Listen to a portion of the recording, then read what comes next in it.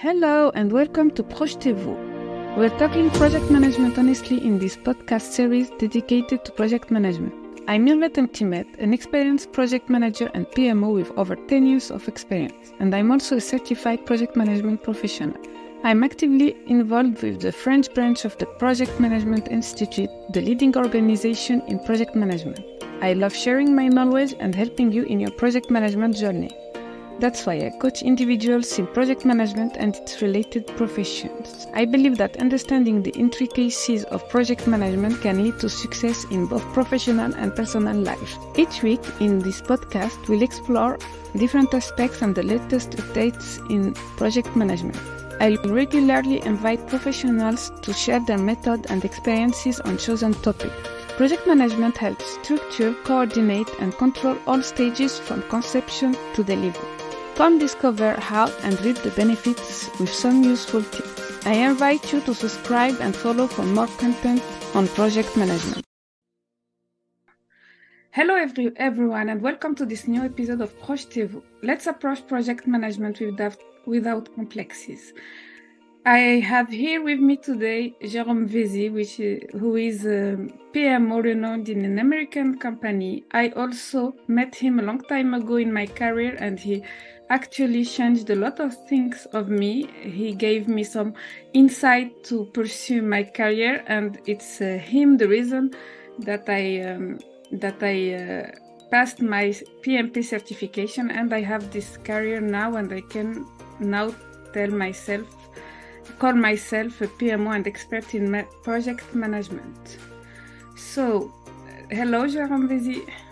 Hi Mehmet, thank you for having me. Yes, I used to be your trainer in project management. Yes, I was your last trainee before. Yes. The good old days. I happened to train 1,000 trainees, mainly ITPMs. Can you give me a quick introduction to yourself, presentation? What have you been doing since then and how? Yes. So I had several stints. I started my career as a CRM consultant and project manager. And then I specialized in project management. I passed all the major certifications in project management, Prince2, P3O, PMP, IPMR. I worked as a trainer and coach in project management, as I used to work for Hatos, and we met there. So I specialized in project management, and then for me, it was consistent to work within a program management office. So I applied in this global blue chip organization, IQVIA, which is a leader in clinical trials and healthcare data. And then so I set up this program management office for the IT department, and it was really a great experience. And now I drive global transformation projects for this organization. Oh, what an impressive position you have right now at this company. And can you tell me more about your current position, about how project management is applied and how you work with international teams? Yes, so now I drive the global transformation programs of this global organization. I work for an entity which is called a digital product office. So we drive the major changes of the organizations. Sometimes you have to set up new global functions, or we have to streamline cross-functional processes. So very high-level projects. And just before, as I said, I was the head of the global program management office of the IT department.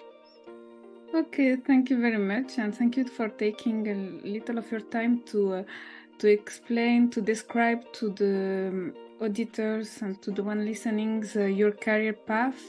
You talked about your certification that you passed. What led you to pass this certification, and how does it help you in your current job? So those certifications for me are a must-have, because first it gives you the credibility, it gives you the tools and techniques that a project manager should know. Those certifications are complementary. The PMI, it gives you the book of knowledge, all the tools and techniques of a project manager. For instance, the 5 techniques to estimate the workload. It explains what is the critical path. You got the PMI, which is a must-have. Then you got the Prince2, which is more a methodology, with the different steps that should be applied. So Prince2 could be applied directly in any organization. You got the IPMA, which is more the European flavor.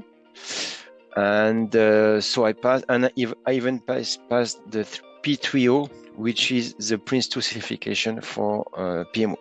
Yes, it gives you the credibility, it gives you the background, and then, okay, it is great on the paper.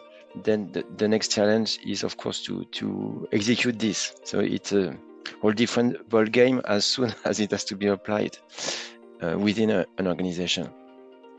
Thank you for all this implication. You talked about P3O, which is the PMO certification of Prince2. I would like you to tell me more about your experience as a PMO, project management office, because it's one of the episodes that I've talked about project management office. It's also actually what is my current job. So can you explain to our listeners what the PMO role entails and how it differs from a project manager? Very great question. Yes. So first, the PMO function is not so well advanced or mature. Okay. If we talk about a chief finance officer or an accountant, we all know what it is. So PMO can have different meaning in different organizations. First, there are 2 main meanings of a PMO.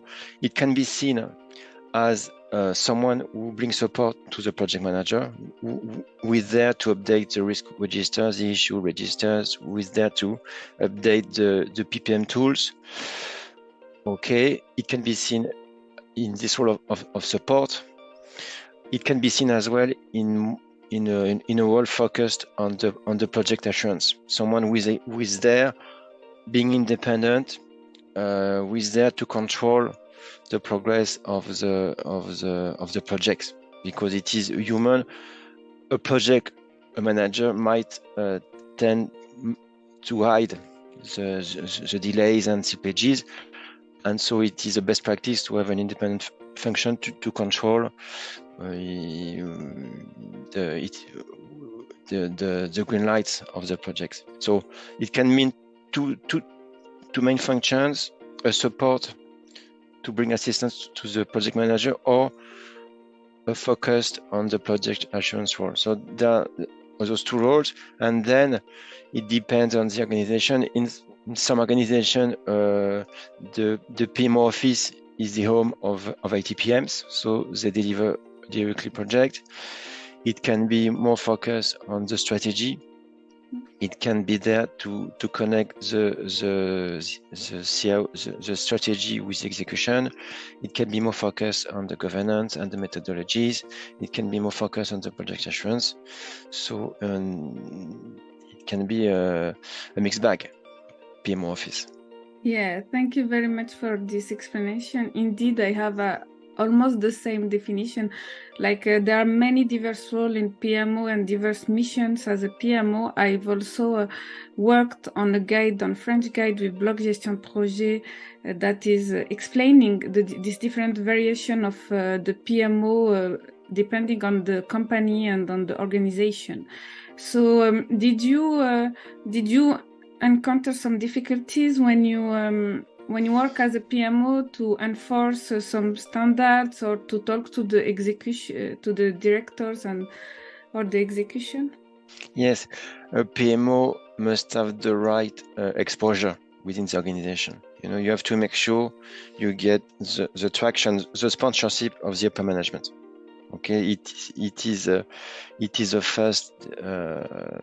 first challenge. And then you have to make sure that you get the adoption at every levels, from the C-suite, the leadership team, the program manager, the project manager, the upper management, the hierarchical manager of the project managers, the resources. They all must be aligned, because if you ask a project manager to update risk registers, and it turned out to be that there's no one to check what is in this register, he would do it for a couple of weeks, and then he would stop. So you have to make sure you get the adoption at every level of the organization. But there is a challenge: to what extent is there room for improvements? Is there room for project management in your organization? Yeah, thank you. So yes, PMO, we need to be more political and to accompany, to lead people to make sure they abide by all the standards of the company. So now I would like, because you have a great experience in large-scale transformation project, to ask you what would be required for a project manager of such big projects, and when you see all the project managers that you have in your company.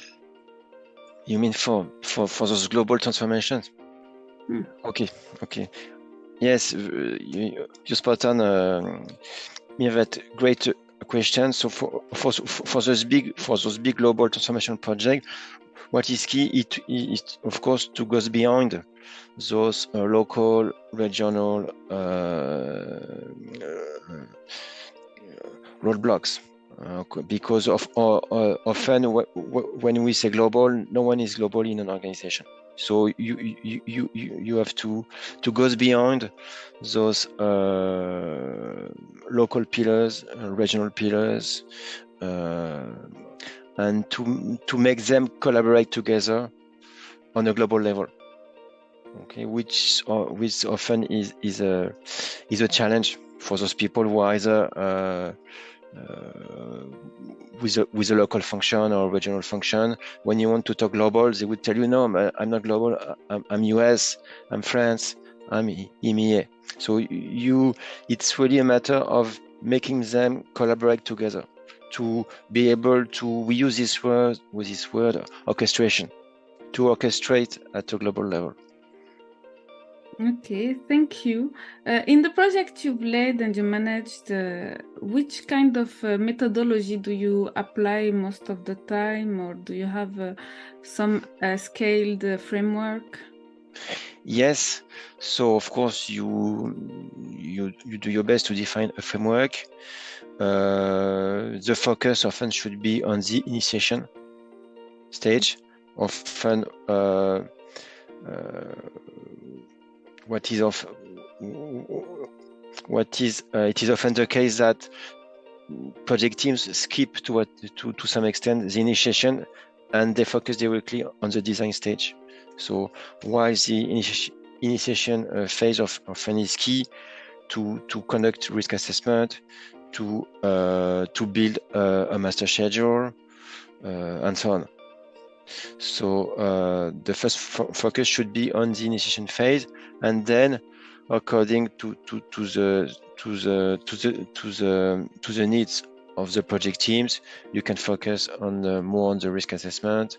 You can define high-level milestones, high-level standard milestones, so that we can all speak the same languages. And of course, your project should be baselined, so that we can see the deviations, and the slippages. So a couple of best practices, but that should be, don't try to boil the ocean here. Start small, baby steps, and keep in mind this question: to what extent the organization is able to adopt those changes. To what extent is there room for improvement and room for project management, or the risk should be to generate resistance of the organization. You see? Yeah, I So, totally agree with you on the point of the initialization part. I feel like many projects they really skip this part, but it's very important. And sometimes I had to end some projects because the perimeter, the scope was not well communicated in the beginning, and what the client thought is different than what the direction yes, thought and what the project team thought. So a good kickoff with a good maybe a project charter or a good project management plan, I think, is a way to avoid many problematics in the future. To also, as you say, to compare with the baseline, to see what are the delays or what are the budget derivations to notify and to be able to alert very quickly. And yes, of course, yeah, as you said, so sometimes a project is like 3 or 4 years, it's a big mountain. So maybe it's an important advice to tell people to not already thinking about the whole mountain, but just to take it step by step, and it will go better. That's how also adaptive methodology as agile has begun to expand in the companies and in the organization. Thank you very much, Jérôme. Do you have other words that you want to share with us, because you're an experienced PMO and project manager? So I think that many people less experienced and or that want to become a project manager or PMO would like to hear. yes. So be passionate about project management as I am. Project management is there to bring changes in organizations, and so it is really a key function. So be a project manager. Start by being a project manager. It will enable you to be visible, to make an impact, which is always great in an organization. Yes, I think so too. That we have the same passion or the same way of thinking about organization and project management. Thank you for being with us today. I really enjoyed meeting you again in this podcast. We had recorded the French version and now the English version because we both work internationally, and we think that project management is a common language to globally to the world. So it's okay for us. It is very natural to have both the podcast in English and in French. I wanted to express again my gratitude to you about how it changed my career and how it led me to now become more passionate about project management. You really gave me this patience, because I think it was at the moment that I was curious about it and interested, and that's what I want to also communicate via this podcast. So thank you very much, and thank you, Mehvet. Thank you, Mehvet, for having me. So sure, anytime, don't hesitate. Okay, thank you very much, and thank you for listening to this podcast. I will try to invite other interviewees in English or in English speakers or French speaker that are as talented as our interviewee today.